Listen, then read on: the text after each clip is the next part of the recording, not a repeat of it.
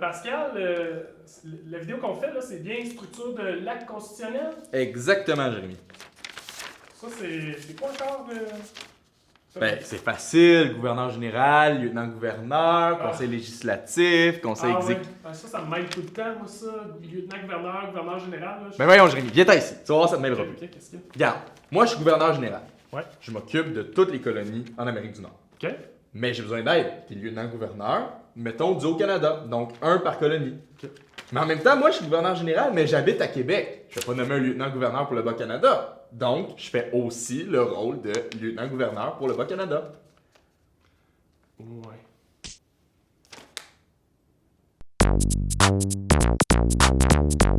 L'acte constitutionnel prévoit deux parlements qui relèvent tous les deux du gouverneur général. Celui-ci est nommé par la Grande-Bretagne. Ce gouverneur général, qui doit administrer toutes les colonies britanniques d'Amérique, reçoit l'aide de lieutenant-gouverneur.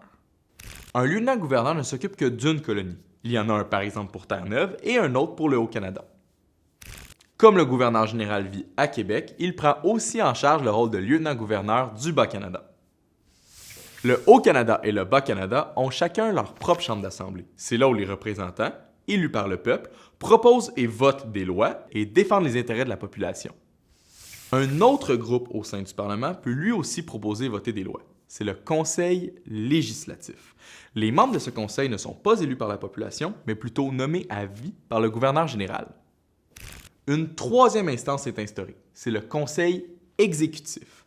Comme son nom l'indique, son rôle est de prendre les lois qui ont été adoptées par le Conseil législatif ou la Chambre d'Assemblée et de s'assurer qu'elles sont exécutées. Malgré la mise sur pied de ces trois instances, selon l'acte constitutionnel, c'est le gouverneur général qui détient malgré tout les réels pouvoirs. En effet, toute loi qui est adoptée par le Conseil législatif ou par la Chambre d'Assemblée est présentée devant le gouverneur général qui a le droit de la refuser. On appelle ce privilège le droit de veto. De plus, le gouverneur a le droit de dissoudre une Chambre d'Assemblée à tout moment, et ce peu importe les raisons, et tenir de nouvelles élections. La raison pour laquelle le gouverneur a autant de pouvoir? Il ne faut pas oublier que c'est la Grande-Bretagne qui le nomme.